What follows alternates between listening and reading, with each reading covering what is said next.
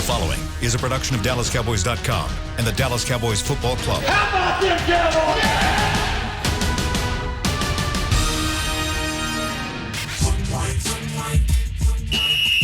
Let's go, baby! Are you ready for a break? Yes. Are you ready for a break? Absolutely. Ready for a break? Yeah, and so much for that. It's time for The Break on DallasCowboys.com. We were on the break! With Nick Eatman, David Hellman, Ambar Garcia, and Derek Eagleton. It is Tuesday, November 3rd, 2020, Season 16, Episode number 57. Welcome to the latest edition of The Break. We're live from the SWBC Mortgage Studios at the Star. Got Nick here, got Amber here, got Dave here. And we got a 45-minute show to be able to talk to you guys about the Cowboys. We're going to do some big picture analysis of this team. It's the midway point. Cowboys are 2-6 at the midway point. I don't think any of us expected that going into this season, but I'll have some questions for these guys to kind of recap what's happened in the first half of the season and to look forward not only at the rest of the season, but going beyond that and how the Cowboys should be looking at their team at this point. The trade deadline happens today at 3 p.m. around the NFL, but the Cowboys have already made a trade for one Eli Ankou with Houston. Dave, what did they give up for him, and what's the scouting report on him? They gave up a 7th-round pick in 2022, so it's not even this coming draft, it's the next draft. Basically nothing. I mean, who knows what they might get in comp picks in that time frame, and it's also a 7th-round pick. It's not very valuable. So they wanted a run-stuffing one technique. They don't really have one, and this allows them to get it. Eli's He's been on and off of teams. He was just with the Texans, but he was with the Colts at the start of the season. I believe he spent training camp with the Browns. He's kind of kicked around. 6'3", 330. Mike McCarthy said it himself last night, like, this is a guy who can sit down and anchor. I think they got him with an idea on trying to improve their run defense. That's what he's here to do. Is he a guy that immediately steps in, Nick, as the starter? Or it doesn't look like they got one of these. No. So. Probably. I mean, I don't know if he's ready to play, this game against Pittsburgh, but I would think that after a bye week, he would be. As Dave said, I mean, that they need somebody to stop the run. Those guys are just getting, blown off the ball, and they don't really have that guy. They were hoping that obviously Dontari Poe would be there for them, and that didn't work out, obviously. So, yeah, I think that he comes right in. I don't know if he's got all the terminology and ready to play almost every snap, but and again, those one techniques don't play every snap. But I think he probably will step in and contribute immediately. According to Stephen Jones, it doesn't look like the Cowboys are going to be looking to do much here before the trade deadline beyond that. His quote was, I think we're basically in a mode that if something came to us and made a lot of sense, then we'd certainly look at it. I don't know that we're aggressively out here right now either trying to get somebody or move somebody. What we want to do right now is play some of these young guys that we have, give them the reps that they need, see what we have as we move through the rest of the season. Amber, does it sound like to you that they are basically, I guess for lack of a better way to put it, that they're conceding the rest of the season and really looking forward to 2021? And if so, is that the right approach?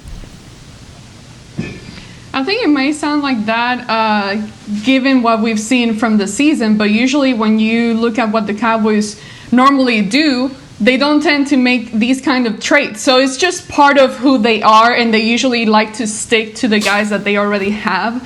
Now, this is the first time I would say that I actually agree with that mentality, just given the fact that there's just so many issues this year that I don't think that a simple trade will change anything. So I do think that this is a time to give these younger guys some good game reps. And when, I've been seeing on Twitter all these possible trades, you start talking about Michael Gallup, Amari Cooper, even Ezekiel Elliott. And I'm not on board of making any of those kinds of trades or trading any of those guys. So as of right now, I am for the whole idea of let these young guys play. You agree, Nick? Yeah, I mean, I think that they're going to go and try to win games. I kind of think this is going to be like a preseason game mentality where you try to win games. You're just not using all of the resources that you have available, and that's probably not fair either. The healthy guys are going to play, but I think when it's close, you kind of defer to a younger guy here. But they're gonna still try to win. I think there's value in winning games. I really do, and so I think that. I'm not going to be mad if they win a game. Now, fans will be, but to me, that's stupid. But if they think that it's clearly better to have the sixth pick over the ninth pick, I'd rather win games personally. It doesn't sound like. I mean, it sounds like they aren't necessarily like winning games. It's important, and I think Jerry said even on his call this morning that with 105.3 The Fan, I think he was talking about it more from the standpoint of this doesn't have anything to do with the players that are on the field. The expectation is they're going to play hard, and we expect them to play hard, and they will play hard. Mm-hmm. But when you start thinking about it from the standpoint of who's getting the playing time, you kind of opt more toward letting the guys who you want to see from a contract standpoint, guys you want to see because you think they're young and they need their reps. That's not necessarily leading toward giving you your best opportunity to win all the time. Mm. Are you saying that you would opt for doing like keeping the best guy on the field at the best moment at all moments to make sure that you win, as opposed to maybe looking at some younger talent? Yes, trying to win. I'm trying to win games. That's what. I would do that. Dave.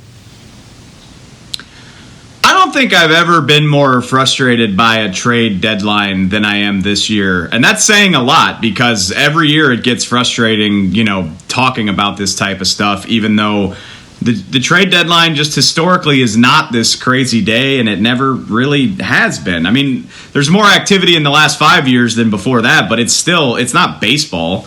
And what makes it frustrating for me is, like, people expect these grand movements when it's not necessary. Like, the Cowboys don't need to trade anybody away. They don't need to come out and say, we're tanking, we're not winning any more games. Like, who on earth does that in the first place in the NFL? Like, nobody says that.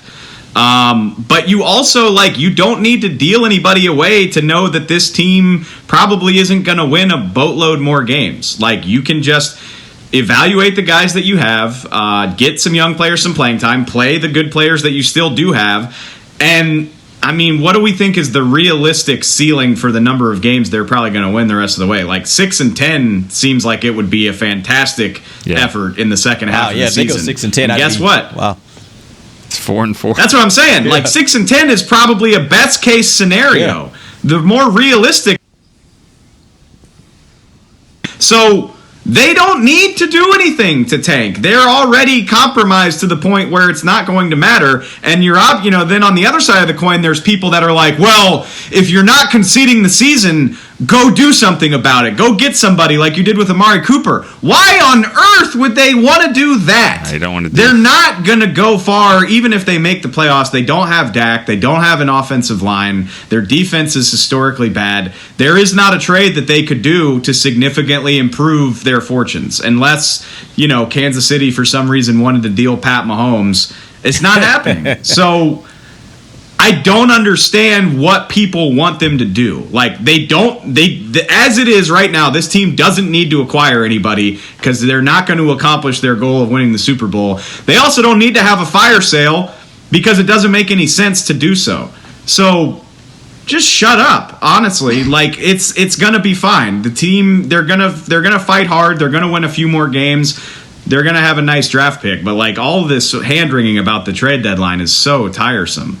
Well, let me ask you this, Dave. That's where I'm at. I get your point on that, but there could be trades out there that maybe are not necessarily about this year, right? I mean, that's the one. I think it's kind of like we put them in these two categories of it's all or nothing. Either you're trading because you think you got a shot at the Super Bowl, or you're not trading because you don't. And I think there's an in-between. There could be players out there that you look at and you say, if an opportunity becomes available, this is a player that is not just good for us for right now, which would be a marginal change because it's probably not going to change your fortunes this year, but he could be a really nice piece for you in coming years if you trade for him now.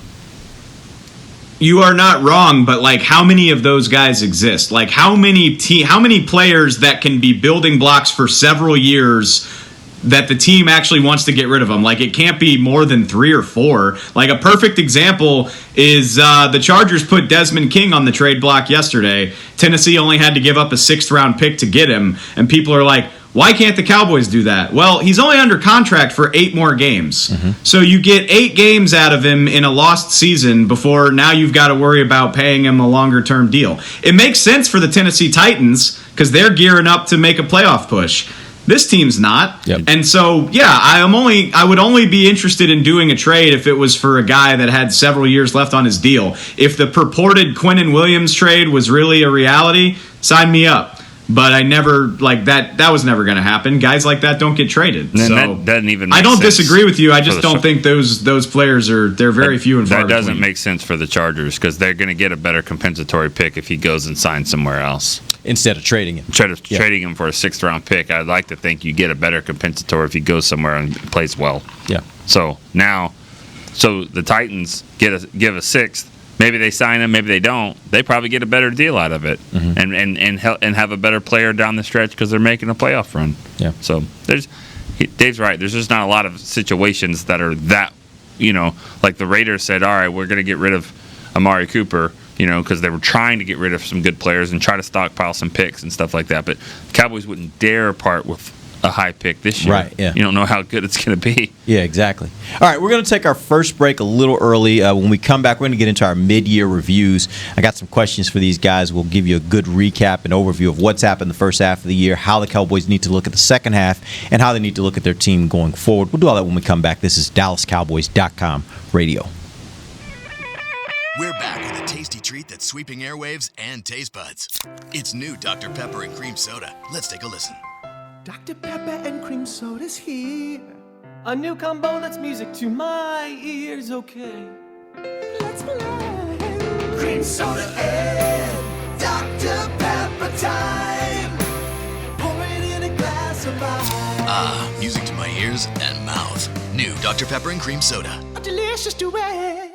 Want to use what the pros use? How about the official men's skincare brand of the Dallas Cowboys, Jack Black? Right now you can get the Jack Black Starter, a curated collection of Cowboys locker room favorites for just $10 with free shipping. The starter includes 4 Jack Black skincare favorites plus a full-sized intense therapy lip balm. Go to getjackblack.com/Cowboys and use the code word TEAMJB. That's getjackblack.com/Cowboys. The Jack Black Starter, $10, free shipping. Since 1865, Stetson hats are American-made with pride right here in Texas. And Stetson is proud to be on the field with America's team. Want to show your Texas and team pride too? You can. By purchasing your own Stetson, you can look just like how the flag guys do on field at every home game. Stetson hats, the official crown of all self-respecting Cowboys and your favorite football team. Get yours today at shop.dallascowboys.com or at stetson.com. It's funny. As we travel places, often we find the places we want to travel aren't really places at all. They're people. They're grandparents, moms, old friends, and new nephews. That's why at American Airlines, we've been using enhanced cleaning measures so you can feel confident every step until you get to them. So as always, our people can't wait to take you to yours. American Airlines. You are why we fly. Back to the break. Welcome back. It is the second segment of the break, live from the SWBC Mortgage Studios at the Star. And we're going to do a little mid-year reviewing here of this Cowboys team. They are 2-6 at the halfway point. Again, as I said at the beginning of the show, I don't think any of us, and I certainly will speak for myself, there was no way anybody would have convinced me when the season was beginning they would get to the midway point and the Cowboys would be 2-6. But that's where they are, and they are what they are at this point. They are a bad team, and there's not really a lot that you can salvage from that from the standpoint of wins. There are some things, though, that they can look at down the stretch in ways to maybe get this culture changed and maybe get more familiar with the coach, and the coach try to figure out what he can do with this team to get them back on a winning path heading into next year. So here's what we're going to do. I have a list of questions here. I'm going to run through the questions, and you guys are going to give answers. Everybody will give an answer for each question. Question number 1. Position most in need of a postseason makeover. And this is top to bottom, the whole position. Like, there may be a guy you want to keep, but what position has the biggest need for multiple parts? Does that make sense? Here are the ones I'll give you: cornerback, offensive line, linebacker, or defensive tackle. Let's start first with you, Dave. Right in. Well, I think the easy answer is cornerback, and I mean that's just the reality of the situation. Is you're going to turn the vast majority of that over. You know, AB and Trayvon Diggs are the only guys with long-term futures here, but I don't want to cop out because I think the more important answer is linebacker. That's the biggest problem to sort out. You know, I don't want to hate too much on Leighton Vander Esch. I thought he played pretty well the other night. He's still coming back from injury, but as it stands right now, they got to figure out what they want to do with Jalen Smith. They either got to figure out how to make him a more viable player or figure out how to get out from under that contract. Obviously, you assume Sean Lee and Joe Thomas aren't going to play forever.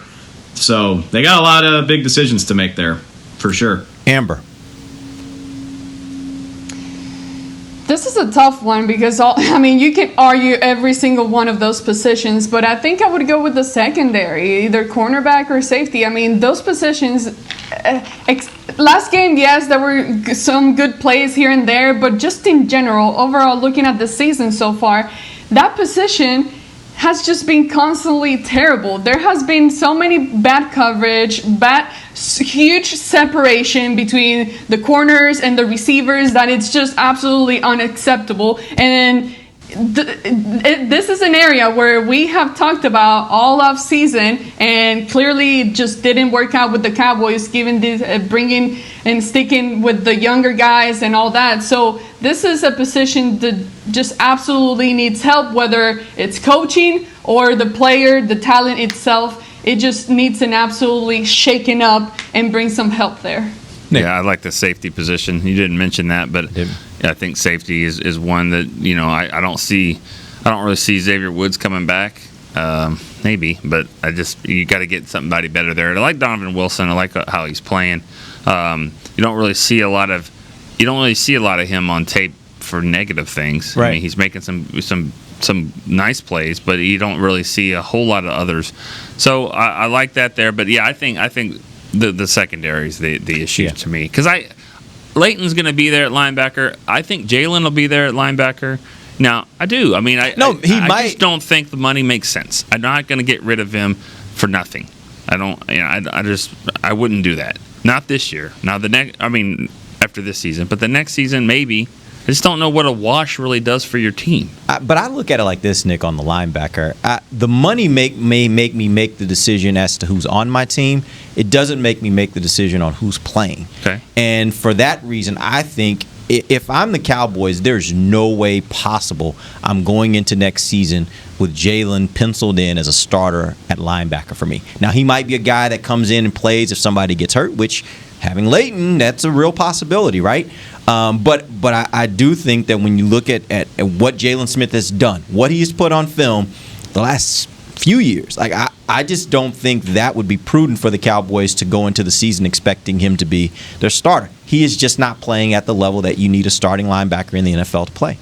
And I guess to go back to your point about the safety position, I agree with you. I think Donovan Wilson, I think he might actually have some wares where I could see him staying a little bit long. I could see him being a starting safety here next year. I agree with you on Woods, though, and so that's why I didn't really throw that one out, is because I'm thinking that's not really a makeover. I think there's one position there that's up for grabs. I think Donovan Wilson will be a starting safety for your team next year. You agree with that on Donovan Wilson? Yes, but then I'll take that point to linebacker and say I think one of the linebacker spots is going to be there with Leighton Vander Esch. So I look at it like, Jalen I think will be there too. You're just going to have to draft a guy and hope he's good. You have to draft a guy in the third or fourth round maybe and hope that he's good, like Anthony Hitchens, and say maybe he's better. But I personally think if you got two defensive tackles that were actually good and couldn't get moved off the ball, I think Jalen Smith would be a much better player. I really do. There's a reason he made the Pro Bowl. It's not just because he plays for the Cowboys. He made the Pro Bowl because he can make some plays. I just think he needs a little bit better help in front of him. Yeah, I think that some of that is true. I think the part I have a problem with, though, is he just doesn't run in the way that I need my linebacker to run. Right. I mean, he there are situations where he has an opportunity to get to the ball carrier. There's no defender in his way, and he just doesn't have the speed to get there. And that's where I look at Jalen Smith. I'm just like, I don't know if it's his ankle or not. All I know is he's not capable, from what I've seen consistently, of doing the job that you need your linebackers to be able to do, and that makes me a little bit, sour on having him be a starter next year. Let's move on to the next question. Didn't he? Go ahead, Amber. Didn't he make the Pro Bowl as a backup? I mean, it's still the Pro Bowl. Yeah. But not as a backup, but he was like the fifth alternate or whatever. Like one of the alternate. He was way down. It took them a while to call him. Let's put it that way. No, so not that impressive. I'm count. just saying. It was. I'm not going to take that away from him. He made a Pro Bowl. Okay, let me ask you this. How many calls is it going to have to make? They called a few guys up first, but I'm just saying, how many guys is it? Go ahead, how many phone calls is it going to take to get a defensive player in the Pro Bowl this year? Like a million. Yeah, it's It not ain't gonna happening. happen. It's not going to happen. Nobody on this team makes the Pro Bowl, offense or defense. That's true. Yeah, Who's making the Pro Bowl?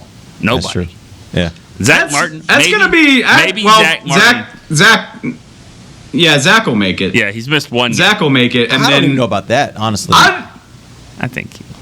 No, he will. Just because offensive line is all about reputation. And, I think, people know who he is. His tape is still good. By the time the season's over, maybe he'll play some more tackle. We can get to that. I don't know. But I think Zach will make it. Jalen's going to be interesting. Jalen's going to be interesting because he leads the league in tackles right now. He leads the league in tackles, which means absolutely nothing. It means absolutely nothing, but the Pro Bowl is very stupid. Like, the way that people decide on who gets into the Pro Bowl is ridiculous. So I will be intrigued to see, like, stats versus tape, what works in Jalen Smith's favor or not. Because they're not playing you lead the league in tackles, well, yeah, that's true, too. Not that it matters. Pick Not that it matters, but they're not playing the game. Yeah. This year. Yeah. Which All is right. good. Let's go on to the next question. If you had to trade one wide receiver, to get draft capital to fix another area of the team, who would it be and why? Obviously, your choices, and I don't want to go to the depth guys. I'm thinking about your top three: Amari Cooper, CeeDee Lamb, and Michael Gallup. Let's start first with you, Nick. Michael Gallup. I'll trade him. Why? I mean, because I keep my two best guys. I still think I can get some value there. You didn't mention anything about money, so you're just talking about, this contract. Yeah, it's money. Money should factor in. It factors in. Money should factor in. If you can get rid of the contract, I don't know.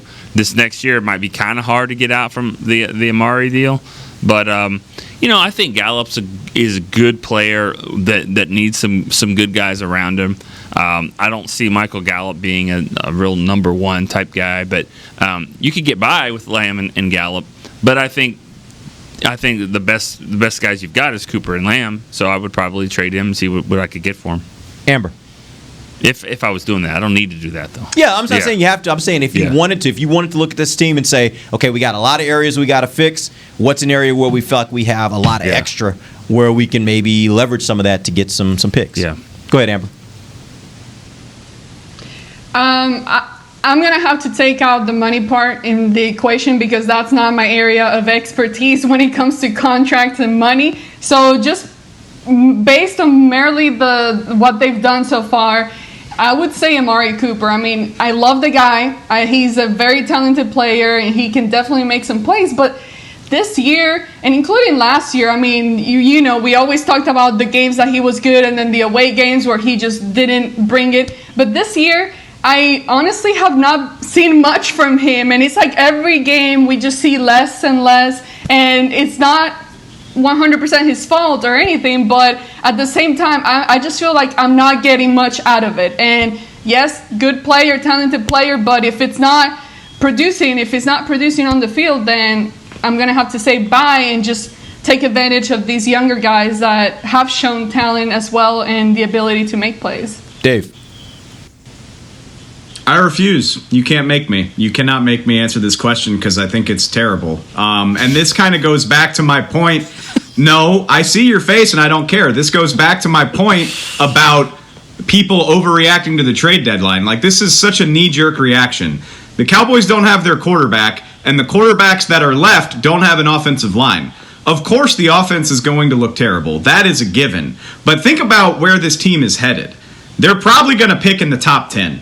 So they're going to have 4 picks inside the top 100. They're going to get a comp 3 for Byron Jones. They're going to get a comp 4 for Robert Quinn. They're going to pick 6 times in the first 130, 140 picks. That's all the ammunition you need to improve your team via the draft. So why am I dealing away Michael Gallup or Amari Cooper when my Pro Bowl quarterback will be back next year to throw him the ball? And my offense, by the way, is still going to be my best bet at being successful. It's a knee-jerk reaction to think you need to take talent off of this team because they're struggling right now. There's no chance in hell I would deal any of the 3 of them. Sorry if I'm not playing along. That's me leaning his way, Derek. Sorry, No, I agree. Okay, yeah, okay, that's fine. No, I mean, like, I get it. We're doing a show on Tuesday on a bad football team. I get it. We're trying to play along. I understand that, but I think Dave makes good points. Don't you think it's important to flesh out the other side of that? Like, again, the team's bad, and we got to talk about it, and we got 8 more weeks to get through it. But don't blow up the good things about your team because this season's not going the way that you wanted it to. No, but here's the point. Here's the point. That's not blowing up the team. That is, wait, I'll put it to you like this. The most memorable trade the Cowboys have ever had in the history of their franchise was this kind of move. Mm-hmm. You say, I have a bad team.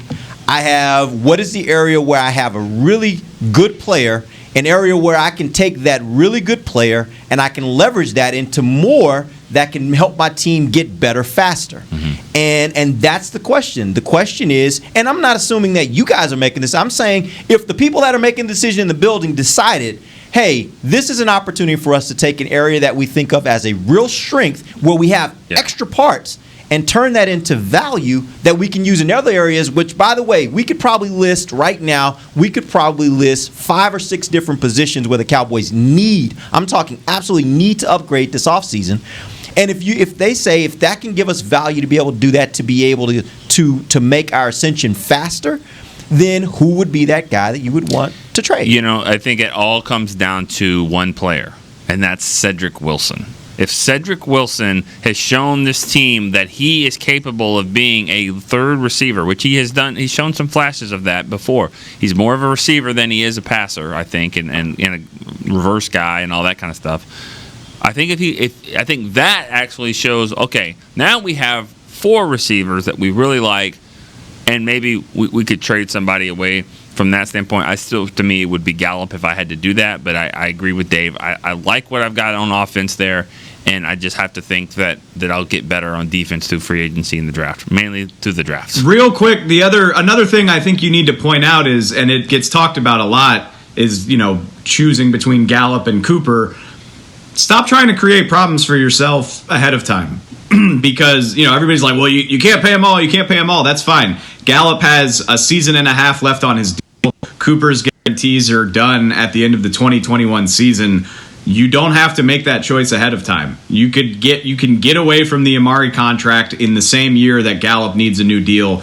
You don't have to make that choice right now. And if there's anything I've learned this season, it's you really can't afford to look more than like a few months ahead of time in the NFL, because 2 years from now, who on earth knows? Yeah, but what you also just said a little bit earlier, is you as a person that would be talking about trade options would not be looking to trade for somebody in the final year of their deal. So the value, if you were going to consider maybe getting value out of one of those 2 guys, would be right now. It wouldn't be next year. Oh yeah. No, absolutely. I'm not going to deal either one of them. I'm going to play them for the next year and a half, and in 2022, I'm going to say, do I let Michael Gallup walk in free agency and get a comp pick for him, or do I cut Amari Cooper and sign Michael Gallup? Like, that's what I would do. All right, we're going to take our final break. When we come back, we got more questions we're going to roll through here. We'll be right back. This is DallasCowboys.com radio. Since 1865, Stetson hats are American-made with pride right here in Texas. And Stetson is proud to be on the field with America's team. Want to show your Texas and team pride too? You can. By purchasing your own Stetson, you can look just like how the flag guys do on field at every home game. Stetson hats, the official crown of all self-respecting Cowboys, and your favorite football team. Get yours today at shop.dallascowboys.com or at stetson.com. I'm Jay Novacek, former tight end for the Dallas Cowboys. Back in the day, I was the guy who always got the tough yards, and that's why I run with John Deere today. In fact, I have a John Deere 3025E tractor that can handle any yard work I need to do, even the tough yards way out back. So if you have 1 acre or 1,000, John Deere has the equipment that's just right for you. Visit a John Deere dealer today and run with us. We are the official tractor provider of your Dallas Cowboys.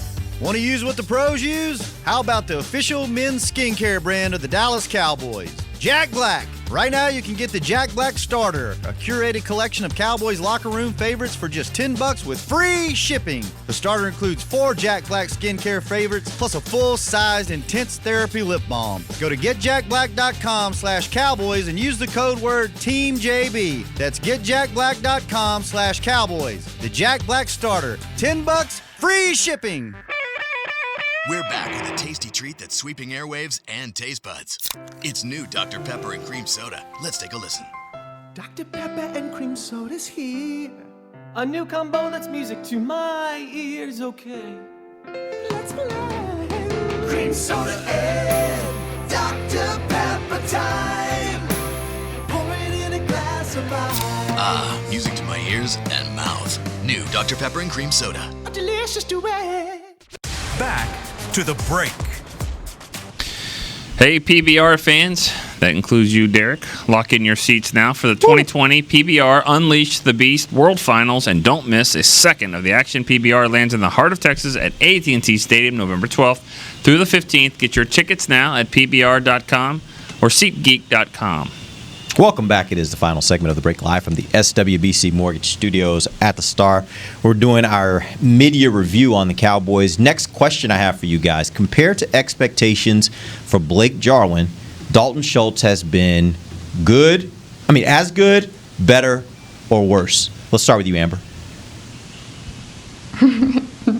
Definitely better. I mean, Dalton better than Schultz what you thought of. No. Was like, let me make sure you got the question right. You're saying he's better than what you thought Blake Jarwin would be.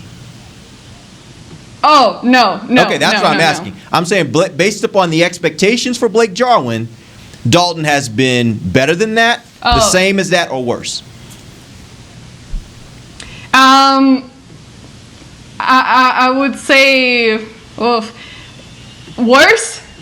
I'm going to say worse because Blake Jarwin is the guy that I absolutely expected him to have a killer season. Unfortunately, it didn't work out. I think he only got to play a couple of plays or one and then got injured. But everything that I saw from him at training camp, what I was seeing from him last year when he was given the opportunity to be on the field, everything pointed upwards. And I was really excited to what he could possibly do. As far as Dalton Schultz, he was a guy that I was ready to say bye to, cut him straight away, but definitely impressed me. And he has been able to make it work on the field and do a lot better than I personally expected. Now, to say he's been better than my expectations for Blake Jarwin, absolutely not. But I think he's been able to at least handle the job and make some really good plays for the Cowboys at a time that they really needed a tight end to make plays. Dave.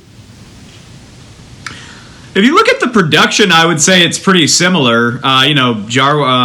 Schultz is on pace for like 700 yards and 4 or 5 touchdowns, which when you think about all the other elements of this offense, that's probably what I thought for Jarwin. But I think my expectations for Jarwin were higher because I see him as a guy that can stretch the field. You think about the plays he's made down the seams with Dak. I saw a lot of that. So I saw him being more of a big play guy. So I think Jarwin, my expectations are still higher, but I'm so impressed by what I've seen from Schultz, which I said this the other night, like that is, if you're looking for something to be happy about for this season, that's definitely one of them. Like, we're sitting here talking about next season and all the stuff they got to fix. I don't think they need to draft a tight end, at least not super high. I'm sky high on Jarwin even still, and Schultz looks like a badass. So you give me those two guys and, throw in a third guy, you don't even have to draft one. Like, I feel pretty solid about that position, to be honest with you. This is about the same because when I look at what I expected out of Jarwin, I would have, if you would have said 62 catches, I would have been like, that's probably pretty good there for all the other receivers and Zeke getting the ball.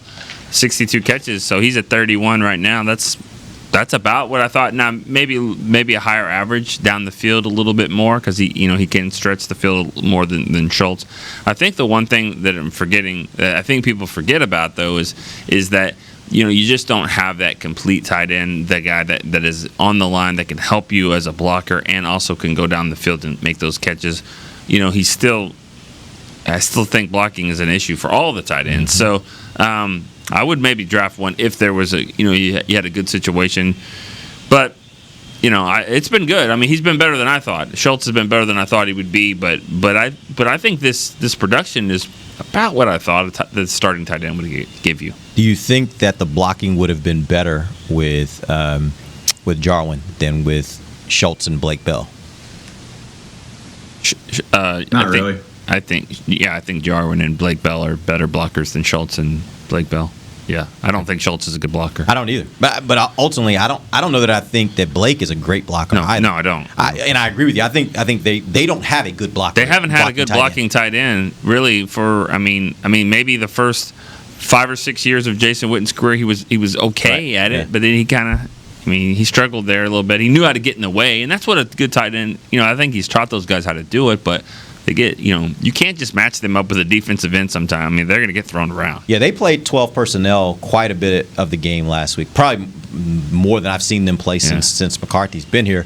And even with them playing 12 personnel, they were still not being able to slow down that front all the time, even when they had those extra tight ends staying back to block. So, yeah, I don't know that they got a good blocking tight end right now. And for that reason, I do think there's still a lot left to be gained. I do think Schultz is well ahead of what I thought he would be when we first heard that Blake Jarwin was going down. Let's move on to the next question. With all that's happened this season, what, Darren, go ahead, Amber. Yeah. I know training camp, it's very difficult to fully judge because it's training camp, but I kept my eyes on Blake Jarwin this training camp, and he did make some really impressive blocks during practices. And yes, it wasn't a real game or anything, but it was impressive enough for me to at least be excited as to thinking or expecting the tight end position to have a better blocker this year. It clearly didn't work out, but I felt like I saw some type of improvement, at least during training camp, compared to what we've seen from Blake Jarwin in previous years. So maybe that's an area that he was improving. Maybe, and I guess we won't have a chance to find it out until we get to next year, but maybe he's blocking guys on a defense that can't get off blocks. Good point. I know all we can go off is training camp, but I'm just saying, boy, I sat there with all you guys like, man, it's going to be a party at the quarterback. Alden Smith over here, D-Law over here. Yeah.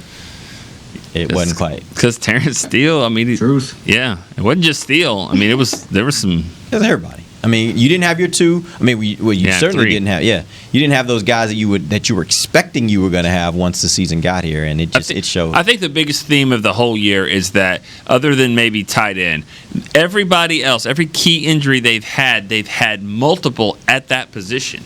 It's not just Cheeto. It was Cheeto and Anthony Brown. It's not just, the one left tackle. It's the right tackle and the backup tackle. And now it's not just the quarterback. It's the backup quarterback. Mm-hmm. Everybody that's been hurt that's significant, and the linebackers too, Sean Lee and Leighton Vander Esch. Yeah. It's just been one tight end. But, I think for the most part, the injuries have hit positions multiple times. And you can even say the same thing about defensive tackle. You lost before the season even got here. You lost McCoy, and then you lost Tristan Hill. So, that's right. All right, let's go ahead and move on. You lost Dontari Poe. Okay. I'm just saying, okay. You lost the guy you thought you were signing. That's what I'm saying. All right. Let's move on to the next question. With all that's happened this season while Dak played and since his injury, the price you'd be willing to pay him has increased, decreased, or stayed the same. Let's start with you, Dave.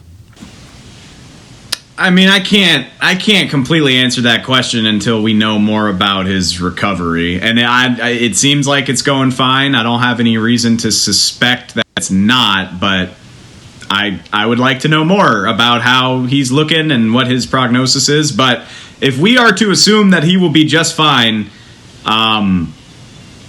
I'll say it stays the same, but that's because I was always willing to pay him more in the first place. Like I was already comfortable with the idea of paying him $40 million a year anyway. So if he's healthy and ready to go, I feel the same way. Nick. Yeah, I mean, you have to sign him.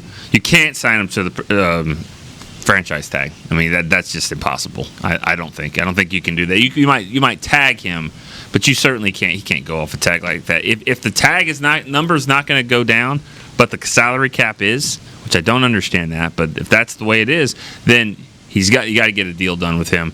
And yeah, I think you see his value. You're seeing his value even more with him not being here. But it's going to be hard for the Cowboys to pay him more than Russell Wilson. But that's more of a Seattle problem than anything. I think he's going to get paid like Deshaun Watson, and that's scary. Because Deshaun Watson is hoping. Houston is hoping Deshaun Watson carries that team, and he can't do it. You can't do it when you. So it's gonna. I don't know. It's gonna be tough. But also, where are the Cowboys picking? Because I think if the Cowboys are picking in the top 5, you got to open this. Jerry and Steven aren't doing their job if they don't open up that discussion and be like, well, what do we need? They're going to have the discussion at least. Yeah, you have to. Yeah, Amber. I think it stays the same, but the big difference for me personally is that now when I'm giving him his contract, I have a big smile on my face and I feel better about it. Instead of being like, oh man, here you go, just sign it, just go ahead and sign it. Now we're all buddies, and now we're happy around here and we can celebrate. So I think money wise, it just makes me feel better, thinking and expecting that he's gonna fully recover from this injury. And based on what we did get to see from him this year, I think he made a huge step from last year, and we saw how. And my biggest thing with Dak Prescott has always been the whole thing about, can he carry the team without him needing so many key guys around him? And given the injuries in the O-line and the struggles that they had, I feel that Dak proved that he can be that guy and he can carry the team and just give that extra push that you need. Sometimes it didn't work out with them getting a win, but we saw the change and the ability of him to make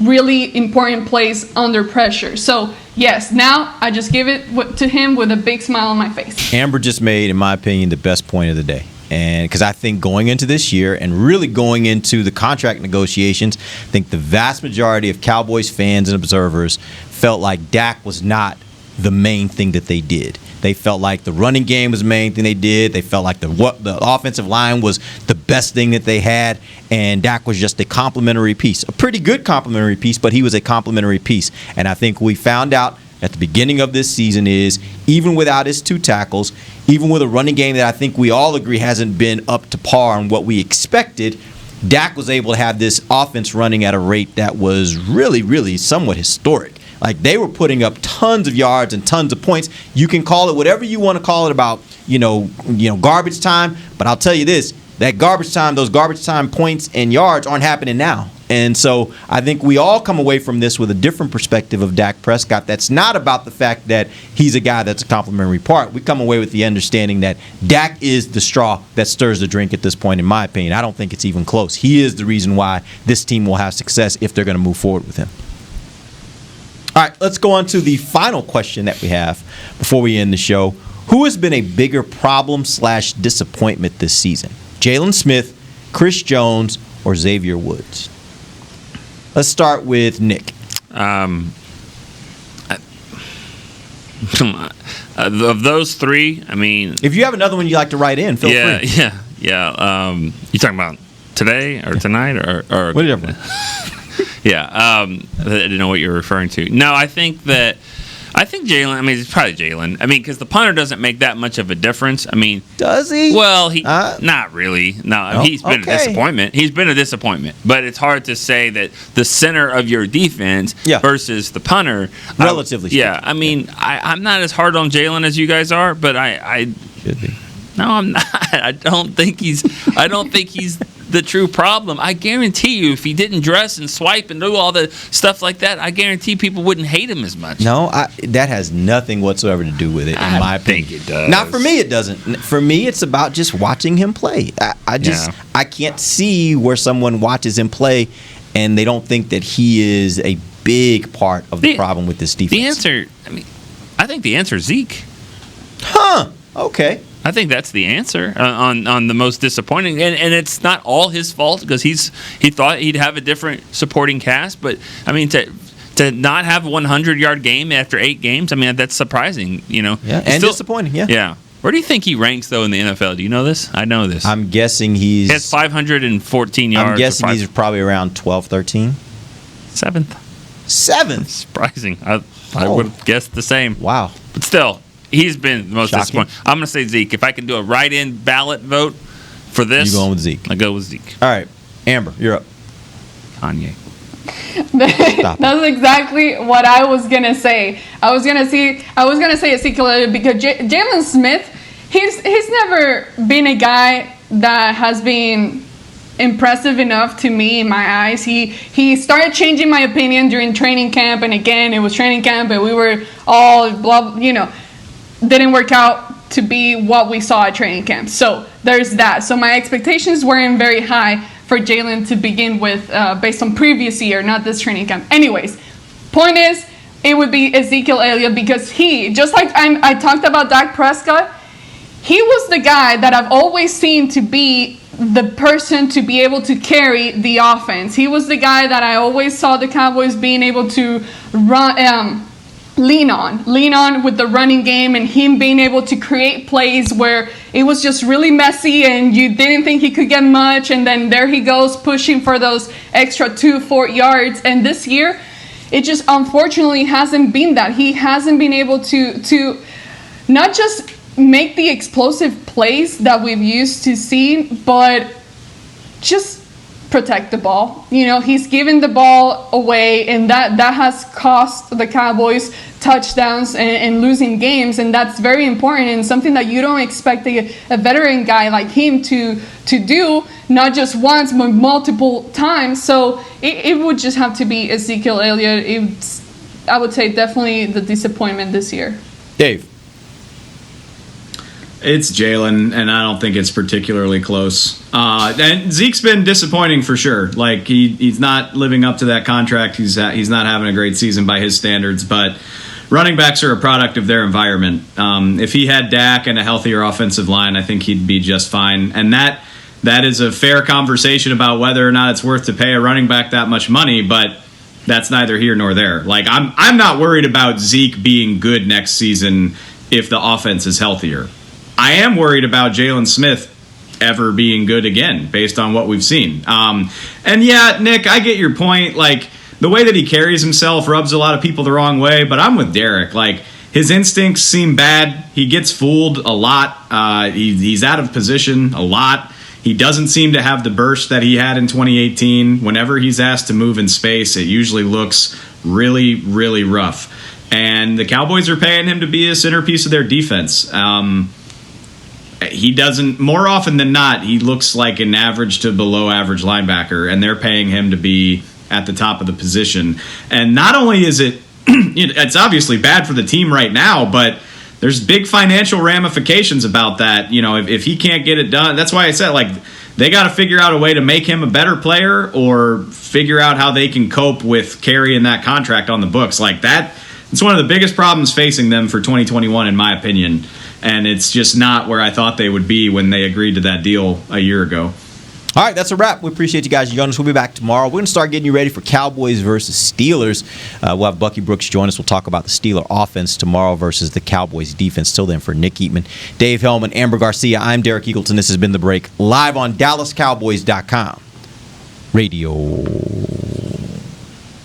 This has been a production of DallasCowboys.com and the Dallas Cowboys Football Club. How about this, Cowboys?